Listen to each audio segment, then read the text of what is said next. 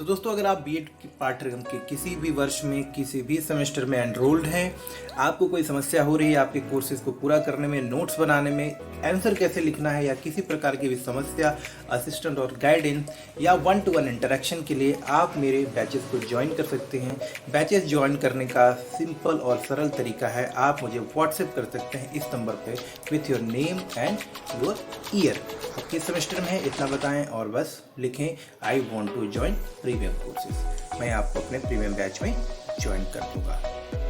नमस्कार दोस्तों, और स्वागत है आपका आपके यूट्यूब चैनल बीएड एग्जाम पर। और दोस्तों, अभी देख रहे हैं हम लोग एम्स ऑफ टीचिंग कॉमर्स। यहाँ दोस्तों, जब कॉमर्स विषय स्कूलों में पढ़ाया जाता है या आप एक शिक्षक के रूप में जब कॉमर्स विषय को पढ़ा रहे होते हैं, तो आखिर आपका उद्देश्य क्या होता है?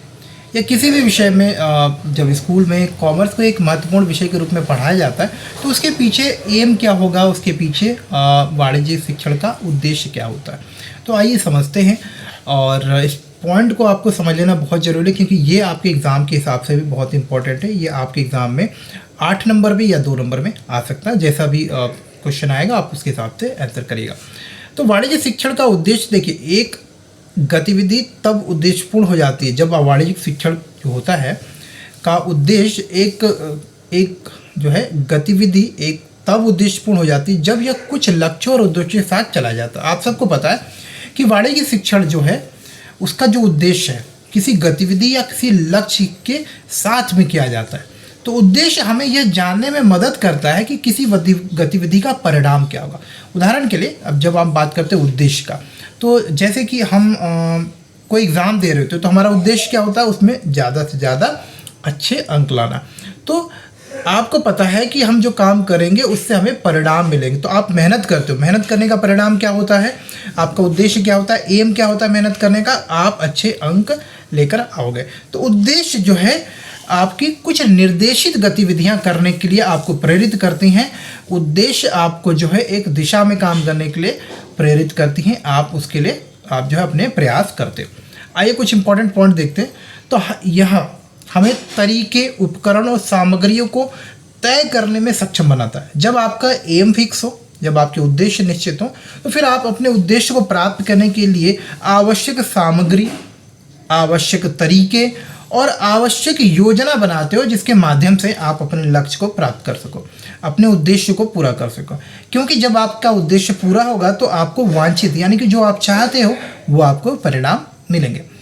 तो शिक्षक को भी, अगर आप एक वाणिज्य शिक्षक हैं, तो जब पढ़ाई कर रहे हैं, आप पढ़ा रहे हैं, तो शिक्षक को ध्यान रखना चाहिए कि विषय पढ़ाते समय आप जो भी टॉपिक पढ़ाएं उसका पूर्व निर्धारित लक्ष्य, यानी कि पढ़ाने से पहले आप लक्ष्य निर्धारित कर लें कि आज अगर ये मैं टॉपिक पढ़ाऊंगा वाणिज्य में या किसी भी विषय में, तो इसका मुझे क्या आउटकम मिलेगा, मेरे जो छात्र हैं इसे पढ़कर क्या कर पाएंगे, उनके व्यवहार में, उनकी सोच में, उनके व्यवहार कुशलता में, यानी कि अब इस क्लास को पढ़ने के बाद उनके जीवन में क्या परिवर्तन आएगा, उनके सोच में क्या परिवर्तन आएगा। तो ये लक्ष्य आपको पहले से ही निर्धारित कर लेना होगा।